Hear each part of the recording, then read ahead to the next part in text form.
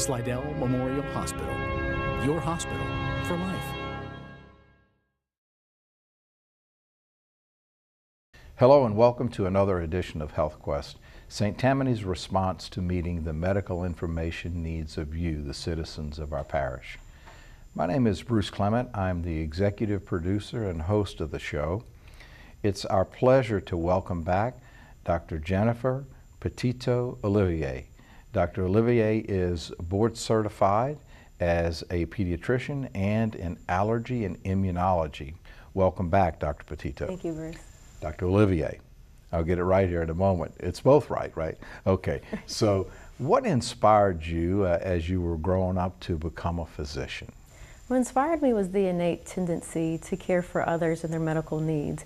If you're riding on a wagon, you fall off, oh, let me get some Band-Aids. It was just something fun that stuck with me throughout my life. And so where were you educated? For undergraduate, I went to LSU Baton Rouge with the Fighting Tigers. Then I did my medical school at LSU Shreveport.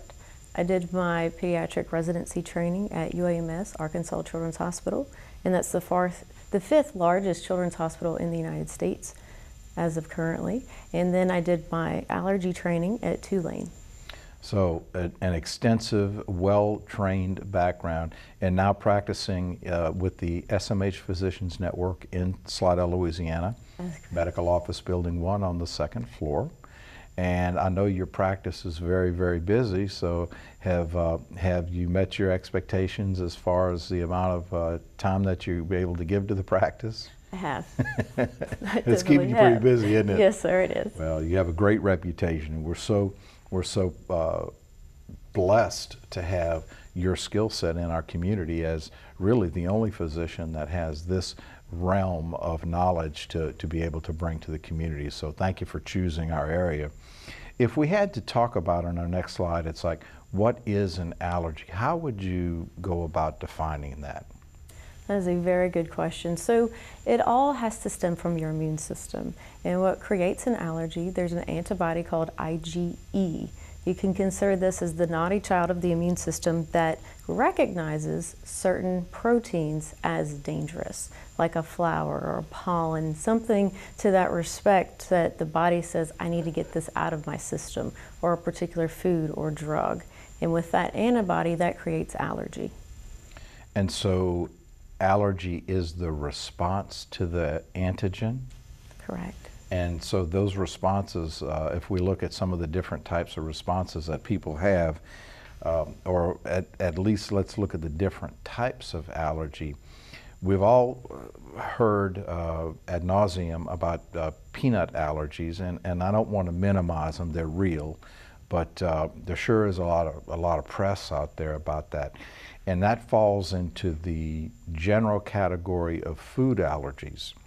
I also know from having lunch with several of the physicians that there are some physicians that have, and people that have seafood allergies like shrimp, crawfish, and those types of things. So how common relative to the allergic process or what you see, how common are food allergies? In my world, very common. In the average population, it depends on the type of food. For instance, like egg allergy could be up to 2% of the population. The press might make it seem that everybody has food allergy, but you could say on average maybe 10% of the population has that, if not a little bit less. Now these allergies are on the rise. They are increasing, maybe 3 times since the 90s.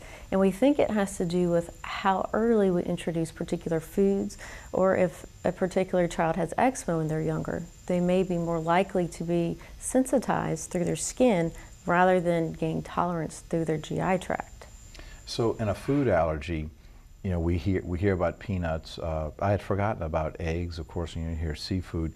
Are there other major categories that you see in practice? Absolutely. Right now it's currently called the Big 8. You have milk, egg, wheat, soy, peanut, tree nut, which are your other nuts, fish, and shellfish. That's pretty overwhelming as far as the number of different things that can create those allergies. And for folks that have those types of allergies, the response can be in a spectrum, so to speak? Absolutely. anywhere from very minor to life-threatening, right? Absolutely. If we talk about drug interactions, I know that, working as a practicing pharmacist with the thousands of drugs that are on the market right now, it's almost routine now for when you're working in a computer system and entering orders, you'll have your warnings pop up. This drug has an interaction with this drug or is contraindicated with this drug.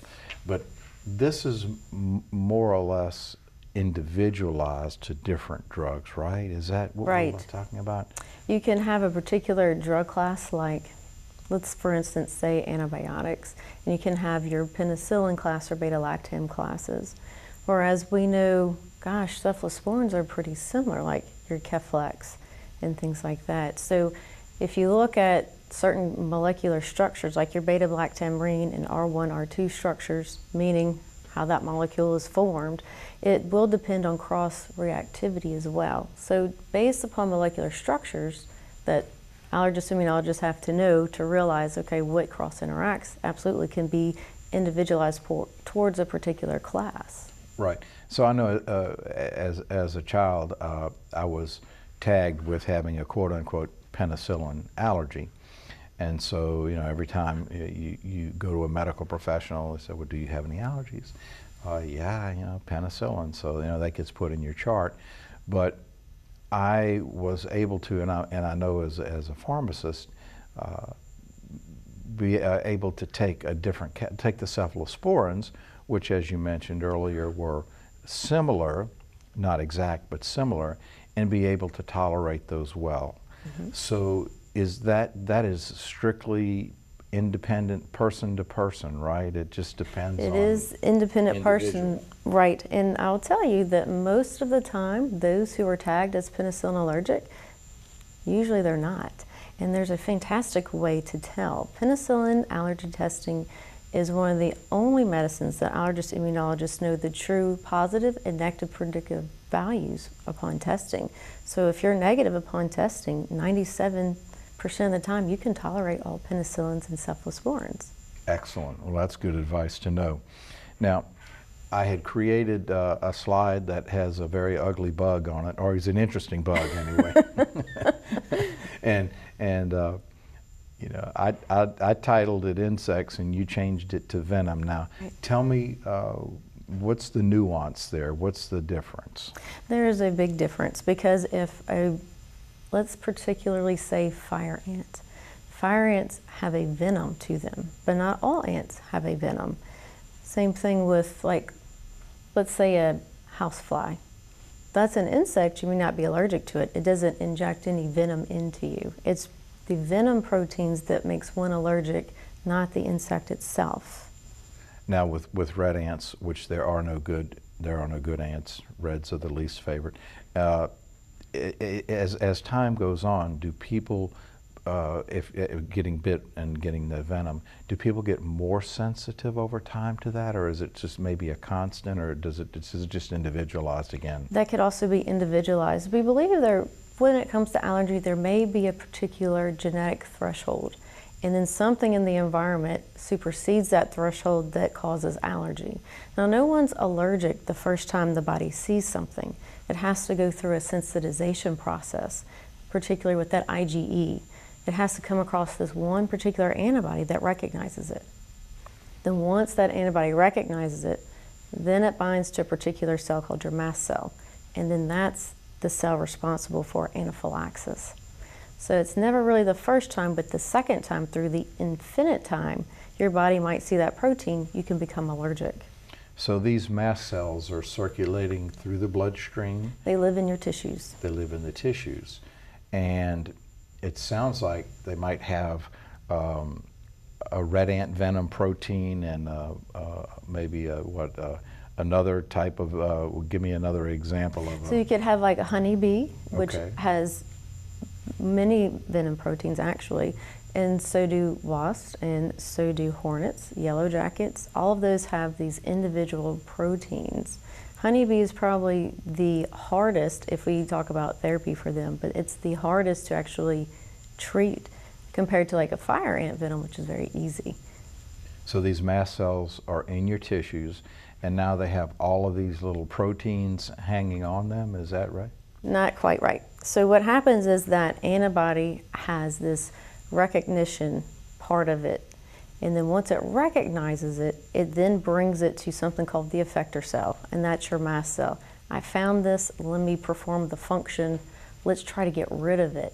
So when that mast cell releases its contents to try to get rid of the threat, that's where we get our histamine, that's where we get something called tryptase, chymase, and other mediators. So as we know, histamine can release itching, redness, swelling, and then because those mast cells live in the tissues, when it degranulates, they're really close to the nervous system. It's really close to your blood vessels. So what happens? You can have hypotension, shock. You have that horrible itching, and then this redness and swelling start. So when we think about therapies, we're targeting that particular process. So you have this this venom introduced, and then you have these mast cells, and then they go in and they're releasing histamine into the body? Oh, in some instances, yes, but not always. If you have that IgE antibody that recognizes that protein, and then it binds to that mast cell and releases its contents, that's when you're going to have your allergy. Now, some can have a local reaction, let's say mosquito bite. They can have a particular substance that's like histamine, make sure blood's thin and they can get it out. Doesn't always necessarily mean allergy. So what is the benefit, or what is the function when that mast cell releases its contents? What is it trying? Is it trying to neutralize? It is trying to get rid of the threat, exactly. Get it out of the body. So if you think about with a pollen allergy, you're sneezing. Get mucus running. Get it out of the nose. My eyes are swollen. Try to shut it off. I'm congested. Okay, this is now part of that histamine response, but side effects. Or let's say with the food, if you have vomiting, diarrhea, get that allergen out of my body. And that's why you'll see those particular symptoms. Right. Now, as we were putting this presentation together, we talked about, you know, the different types of allergies, and I will tell you, in looking at hundreds and hundreds of pictures, I did try to pick the ones that were maybe the least offensive. There were some pretty scary ones out there. I didn't pick those. So let's talk about the different types of allergy. Latex allergy became very contemporary, maybe 10, 15 years ago, when medical professionals, I guess primarily who were using latex gloves, began to notice these types of reactions. And we do have a picture of someone who's got a pretty serious reaction to that. What could a person do that has a latex allergy? How are they able to work in the field where they need to wear gloves and not have these types of reactions? The number one thing with allergy is, of course, to avoid it. Now, what I would recommend with any latex allergic patient is have a medical alert bracelet, because if one is in a car wreck and they cannot speak for themselves and they need surgery, that surgeon might use latex gloves and cause a serious allergic reaction. Just by someone else with latex gloves touching them? Not necessarily that, but if you think about going to surgery, your body is open and then you place that allergen directly into your body. Right. So that could be potentially dangerous. The other interesting thing with latex allergy is foods. Certain patients have a propensity to develop cross-reactive proteins like banana, avocado, chestnut, kiwi, potato, tomato, things like that. And those are related somehow or another? Mm-hmm. They can have a very similar protein that the body thinks is latex, even though it's not. Ah, I see. Fascinating and disturbing all at the same time, I might add. Mold. Mm-hmm. Okay. The reality is mold is kind of everywhere, isn't it? Absolutely. It's very ubiquitous. So, you know, we're in South Louisiana. It's like you almost have to, you know, carry a gallon of bleach around with you to make sure you don't get it. So people who have mold allergies, they have to be very careful, or they have a certain thing, they have to get desensitized to it? What do you do with them? That's a very good question. Like you said, mold is ubiquitous. So if you have those who like to garden, I tell them to wear a mask. Every time it rains, your mold spore count is going to increase. So I usually tell them if we want to try to cure your allergy, that would be the allergy immunotherapy that we can offer. There's not a lot of data on it because there's many molds and very different concentrations. How much mold do I really need in these allergy shots to desensitize somebody? But it can be very effective and it can help patients. The other option would be to treat with typical pharmaceuticals, and that way we can at least alleviate some of their symptoms and make it manageable. Right.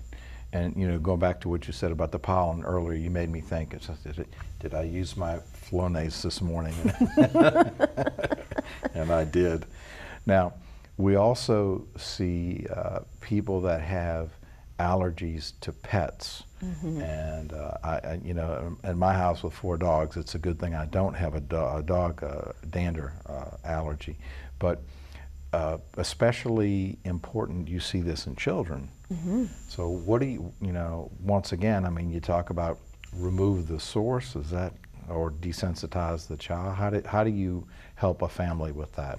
Absolutely, and that's a very difficult one because pets can be just like children or siblings. So I usually tell families, look, your fur babies, I understand they're a very integral part of the family, but let's limit where they roam in the house. Let's make sure they stay out of the bedrooms. Let's wash them at least once a week and limit how much dander they shed, because when it comes to animal dander, their dander can be airborne for 4 to 6 months.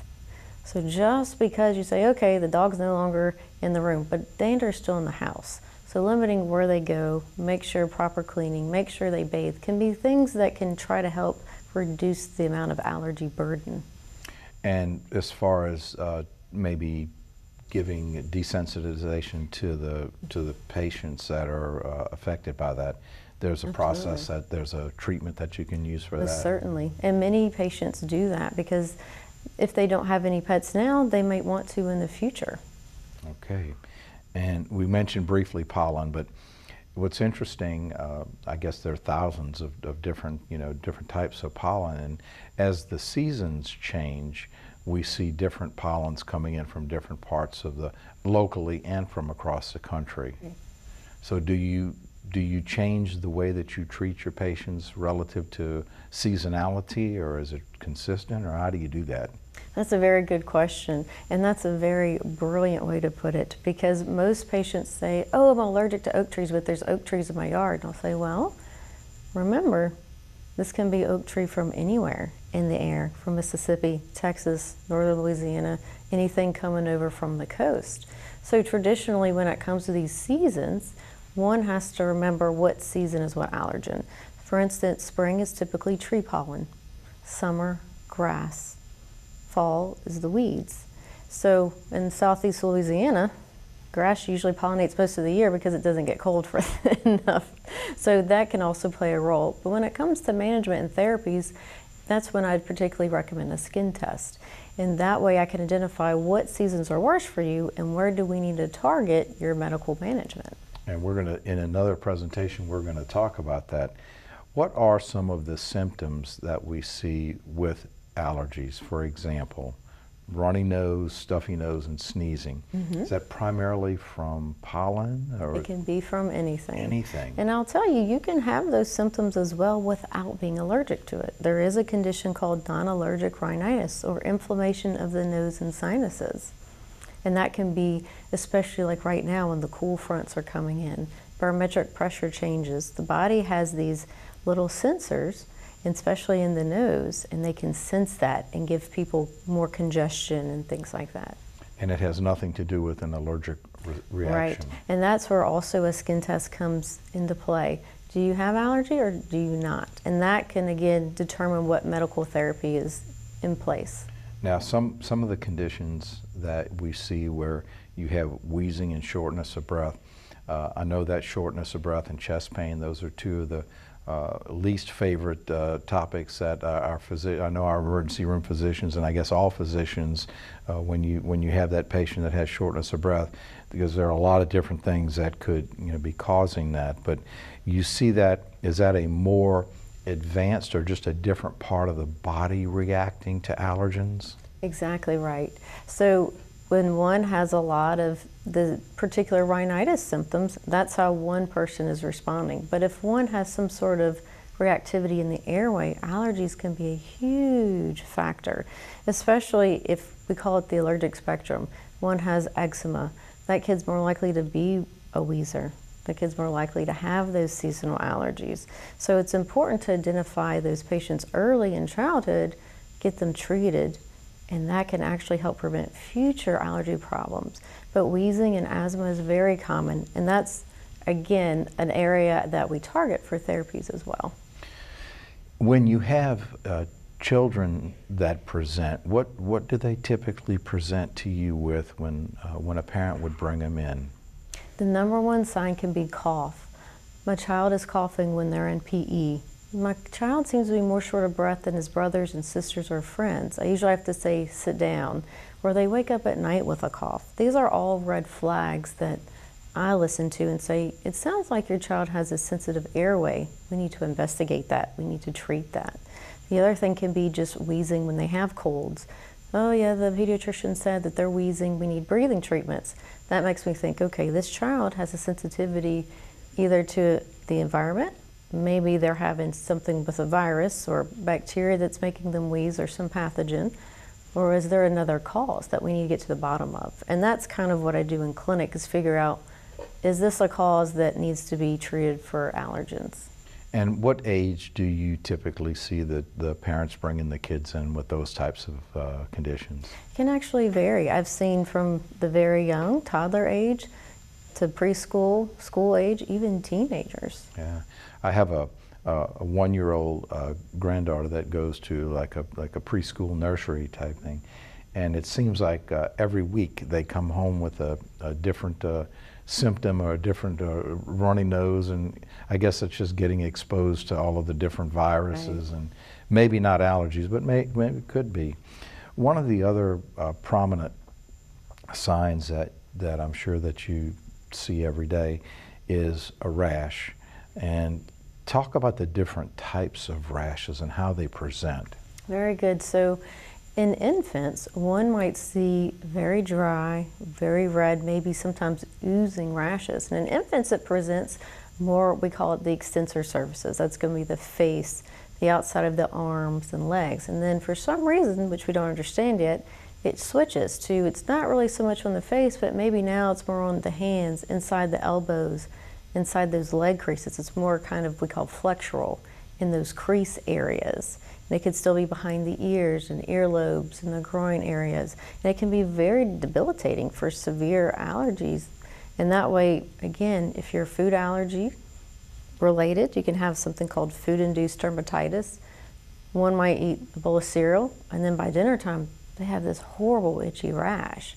So that's also part of the evaluation. Other things could be hives. Hives are another rash that I see quite often that can be allergy-based or non-allergy-based. Now you just mentioned something interesting, having a bowl of cereal at breakfast and then having onset somewhere later in the day. How is the time of onset determined? Is that individualized, or is this typical that if it's a food allergy, you'll typically see it in X hours, or if it's a venom, you'll see it immediately? How does that work? That's a very great question. Typically, and this is where knowing the immune system comes into play, if it's within the first 2 hours, we consider this immediate. That's typically your IgE allergy at work. So within the first 2 hours, if one has hives, wheezing, vomiting, dizziness, low blood pressure, that's on that anaphylactic spectrum.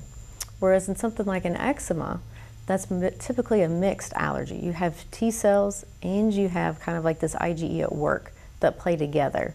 And that particular rash is typically a little bit more delayed. One can have immediate exacerbation of their eczema, but it could also be delayed. So going with average things, with that T cell mediation, one might say 6 to 8 hours later, you can see it worsening. That's why it's so difficult to pinpoint what food may be triggering this kid's eczema. So it's a very challenging thing. I would think that children that have these, and even adults that have these types of problems, might have to actually do logs to see, what have you eaten or what are you doing.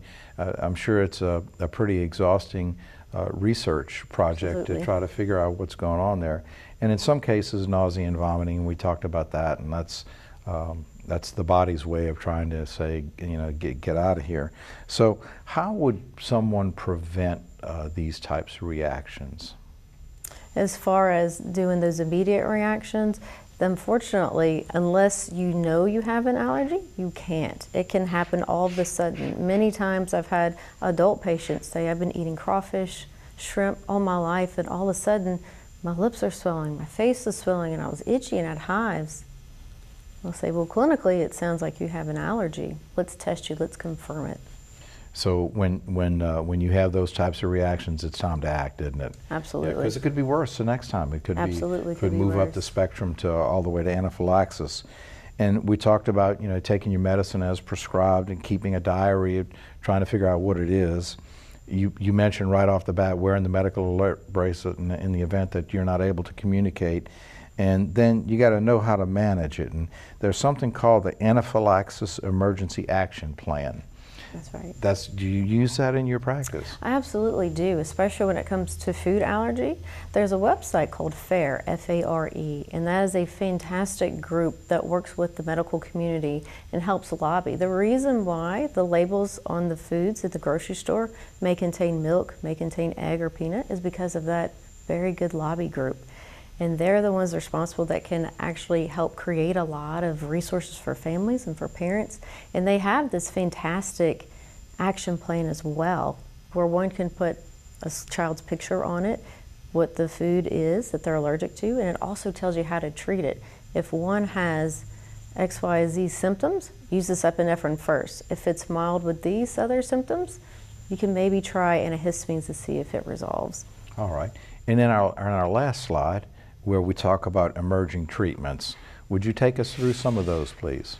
Yes, absolutely. So when it comes to these emerging treatments, when it comes to any kind of environmental allergen, pollens, molds, pet dander, dust even, I generally say, you know, right now the treatments are intranasal steroid, intranasal antihistamine, leukotriene receptor antagonists, and things like that. So examples would be like a cetirizine or a Zyrtec. That's your antihistamines. Intranasal steroid might be like azalastin, Astalin, Astapro, Patanase. Intranasal steroids might be your Flonase, your Rhinocort, Nasacort, and things like that.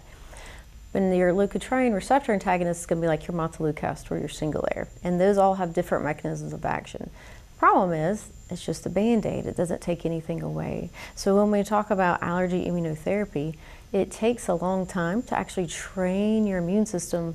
This isn't dangerous, and that's why we call it desensitization. It's like if you're scared of heights. At first, you're very overwhelmed, and then after a while, you're looking over, let's say, the Empire State Building, and okay, this isn't so bad. I can see other monuments, I can see other things from here. And that's kind of what we're doing with the immune system.